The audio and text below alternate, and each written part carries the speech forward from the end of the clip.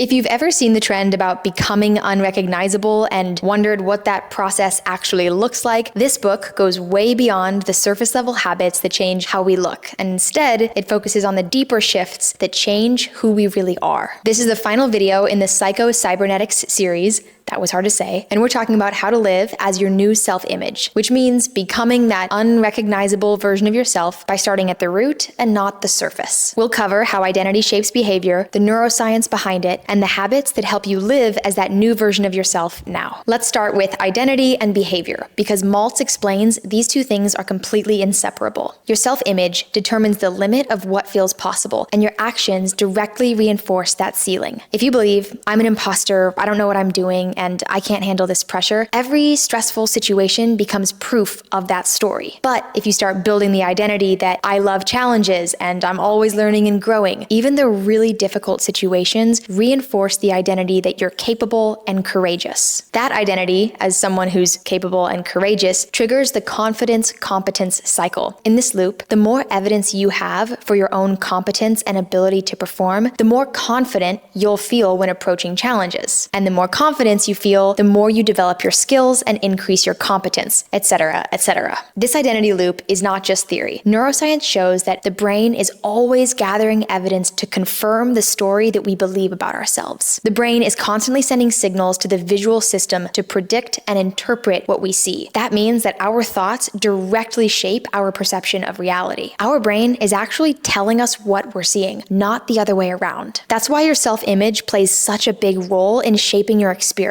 Our identity and beliefs are directly shaping the world and evidence around us. This is also why consciously upgrading our self-image has such a profound impact on our behavior and our goals, our experiences, and our success. My mom taught me this phrase, and you may have heard it before. It's to dress for the job you want, not the one you have. This is actually a really easy way to create powerful cues for the person you want to be, not necessarily the person that you are today. Once you're clear on who your new self-image is, it can be fun to spend some time thinking about how this person would dress, what they eat, what kind of evening or morning routines they have, how do they speak to themselves, what do they read, watch, consume, who do they spend time with. All of these answers give you an idea of both who your dream self is and how they behave. And here's the great news. You can be that person, that version of yourself now. We can start by changing our behavior even in small ways, and each action reinforces that new identity. Okay, to wrap things up, let's talk about how to not sabotage your new self-image, because we don't want to do all of this work, all of this visualization, and then revert back to your previous operating system. There are 3 things that Maltz suggests to reinforce your new identity. The first that I just mentioned is visualization. Maltz explains that your brain doesn't fully distinguish between a vividly imagined experience and a real one. When you picture yourself acting in accordance with your new self-image, you're training your nervous system to expect that outcome. When you expect that outcome and you're comfortable, you don't sabotage the experience, the behavior, or the identity. The second practice is to reflect on your progress. Focusing on where we're succeeding every day keeps us focused on success. And what we focus on, we create more of. As entrepreneurs and high performers, it is so easy to move on from success the moment it happens. But research shows that we create more success, and we do it faster, and we enjoy the process when we pay attention to daily or weekly wins. The final practice is to incorporate new identity-based habits into your life. Choose one habit that reflects who you want to become and start implementing that behavior now. And consider letting yourself have fun with this. Maybe choose the habit that you're really excited about, not the one that you think you should do. That excitement will help you create the momentum that you need to stick with the new behaviors and establish the new self-image. And if you already have a habit in mind, let me know in the comments, because it will probably inspire someone else. It will definitely inspire me. So,